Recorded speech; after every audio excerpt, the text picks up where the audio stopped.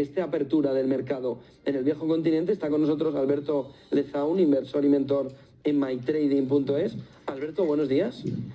¿Qué tal? Buenos días. Pues fíjate que para mí José Luis Cava, un mentor, un grande, un titán, pero en este caso no estoy de acuerdo con él y ahora lo vamos a ver porque el SP tiene que caer bastante más, a mi juicio. No me crean a mí, créanle a José Luis, por supuesto, pero ahora lo vamos a ver. Porque realmente, si os fijáis, ¿qué hay para comprar? No hay nada para comprar. Es decir, Powell insistió el jueves en la reunión del FMI en la subida de los tipos de interés, la Reserva Federal sigue empecinada en ese tipo de todas esas subidas, ¿no? Para este año que ya nadie se va creyendo, cada vez menos según el mercado va cayendo, pero en fin, la inflación sigue donde sigue, nada cambia, por tanto no hay nada que comprar, por tanto es difícil que se forme un suelo ya. ¿Que está cerca?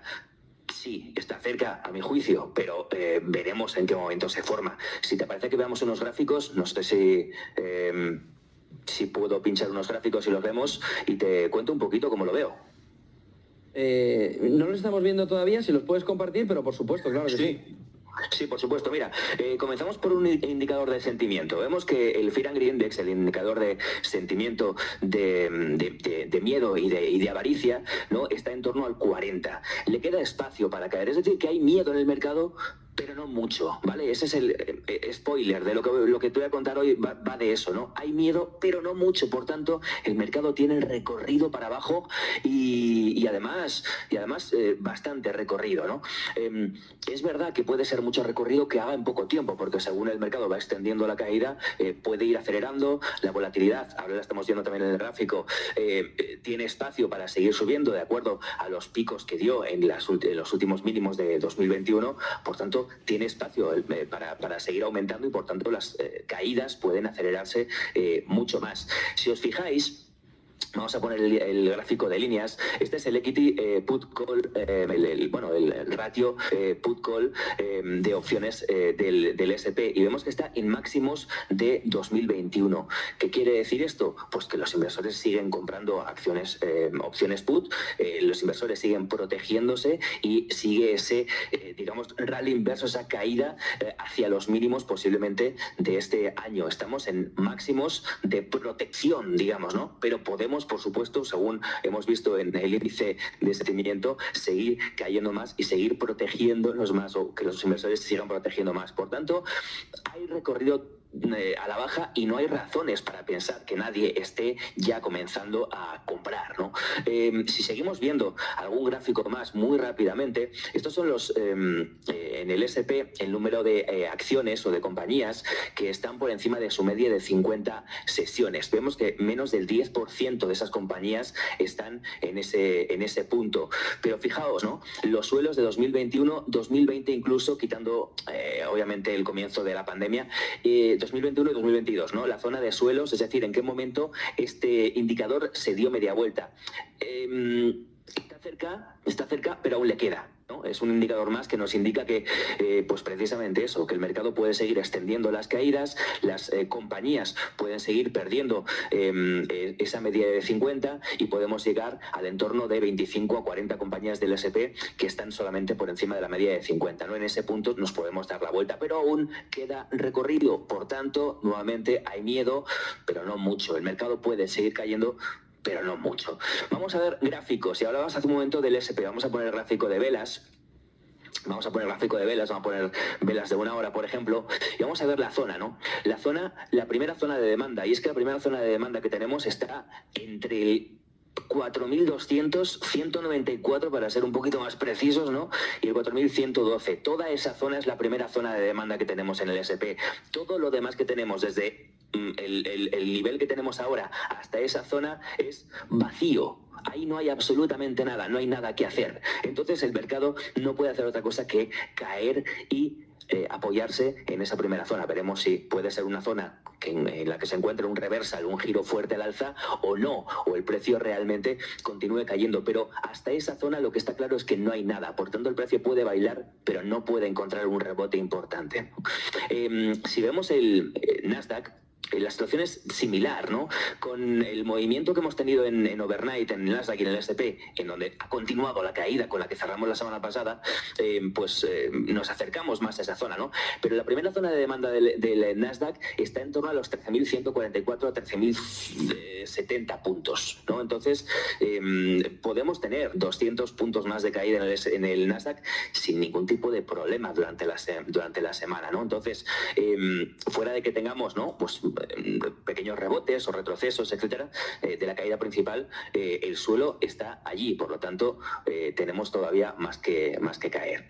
Si vemos la comparativa entre el Nasdaq y el S&P, fíjate, el Nasdaq, lo mal que se comporta respecto al S&P, ¿no? Es el Nasdaq y el divisor es el S&P, es decir, cuando el gráfico cae, el Nasdaq se está comportando mal. Y fíjate que aquí en este caso, para ver el desempeño de las tecnológicas en 2022 está siendo lamentable, como vemos, pero es que no hay suelo, ¿no? No hay un soporte, no hay un suelo, no hay un lugar donde las tecnológicas se puedan parar. Por lo tanto, tampoco vemos un suelo a corto plazo aquí, o al menos a medio plazo, ¿no? Vamos a ver, por último, mercado europeo. Voy rápido porque no sé cuánto tiempo tenemos, pero voy a ir realmente rápido para que veamos zonas clave, ¿no? Tanto en el Nasdaq, ¿no? En el DAX, donde estamos viendo un gran rebote en esta zona, gran zona de demanda, primera zona de demanda, en torno al 13.860 a 14.000, esa es la gran zona donde teníamos prevista el primer rebote. Hemos llegado a esa zona debido al movimiento bajista en overnight tan acelerado, incluso el gap con el que hemos comenzado la semana, y ahí estamos viendo un primer rebote. Es posible que en el IBEX 35 también veamos ese rebote en esa zona, aunque la zona la hemos perdido, ahora lo vamos a ver. Pero aquí estamos viendo un primer rebote, pero en el mercado americano no hemos llegado a esa zona de soporte, no hemos llegado a esa zona de demanda. Por tanto, ¿hasta qué punto puede subir el mercado europeo sin que suba el americano? Bueno, la correlación es alta, ya lo sabes, así que veremos hasta qué punto podemos ver aquí este rebote, ¿no? El rebote de gato muerto que se llama, ¿no? Pero realmente hasta que el mercado americano esta tarde no demuestre que efectivamente puede darse la vuelta al alza, el mercado europeo no podrá hacer demasiado, ¿no? Tendríamos que ver una primera zona alcanzada y mantenida a nivel diario, que es el 14.400, para pensar que esto pueda darse la vuelta, ¿no? Si no, es muy complicado que pueda reaccionar. El IBEX 35 ha perdido una zona muy clave, ¿no? Que era la zona de los 8.600 puntos aproximadamente. Porque era una zona súper clave. Era una zona muy clave porque a nivel volumétrico era la zona más importante, donde había una barrera más importante de toda la subida que hemos tenido desde el principios, mediados de marzo, ¿no? Esa primera zona coincidía además con toda esta directriz alcista, y toda esta zona se ha perdido fugazmente. Ahora, claro, es muy rápido para decir si ha sido un movimiento manipulativo, ¿no?, para ahora darse la vuelta y comenzar a subir, o si efectivamente hemos perdido esta zona y ahora podemos tener un movimiento, ¿no?, de pérdida de esta zona, test y caída hasta la siguiente zona. La siguiente zona de demanda estaría en torno a los 8.370 puntos. Por tanto, es la primera hipótesis que tenemos, a no ser que efectivamente en esta apertura el IBEX siga manteniendo, ¿no?, el entorno de los 8.600 y sobre todo no perdiendo toda esta zona tan importante. También dependerá mucho, obviamente, de lo que hagan sus homólogos, el DAX, el Eurostoxx en Europa. Y por último, y me vas a disculpar porque no sé si lo soléis ver habitualmente, pero quería echar un ojo a la situación de Bitcoin, que está en una zona también bastante clave. Fijaos este canal alcista en el que se está moviendo, y cómo va a buscar toda la zona de soporte que está en torno a los 38 a 39.000 puntos aproximadamente, ¿no? Toda esta zona de soporte, incluso una perforación hacia la zona de 35.000 podría ser una gran zona de soporte a medio plazo para Bitcoin, que fíjate que si aguanta en esa zona y logra pues apoyarse ahí para darse la vuelta, el recorrido al alza después podría ser muy interesante, con una primera parada pues en torno a los $50.000. Pero en definitiva, es una semana muy interesante, ¿no? Tenemos un montón de datos a nivel macro, el índice IFO en Alemania hoy lunes, la confianza del consumidor, el jueves y viernes tenemos PIB en América y PIB en Alemania, las peticiones de subsidio por desempleo el jueves. Es decir, todos estos datos, si vienen, bueno, no te voy a decir positivos, pero menos negativos de lo que podría esperarse, podrían ser pues la excusa para que efectivamente los índices puedan rebotar y puedan darse la vuelta. Pero a corto plazo, y volvemos al S&P, ya con esto terminamos, a corto plazo aquí hay vacío, ¿no? Entonces, es posible que tengamos un comienzo de semana en el que veamos al S&P llegar o aguantar toda esa zona de demanda, y si efectivamente puede apoyarse ahí, puede aguantar ahí sin perder la zona, el jueves y viernes podría ser bueno, pues una excusa para darse la vuelta y para encontrar nuevas cotas, ¿no? Recuerdo, primera zona de oferta que estaría en torno a los 4.357 a 85 aproximadamente. Y eso es un poco lo que os quería comentar. No sé si he ido muy rápido, muy lento, es la primera vez que estoy aquí y tú me lo dirás. He intentado ir rápido para que nos dé tiempo a todo. Con mucha paz, me parece fenomenal. Solo hay un detalle, vuelvo al principio, nos decías, no veo nada para comprar. ¿Eso incluye al petróleo y al oro que no nos los has nombrado?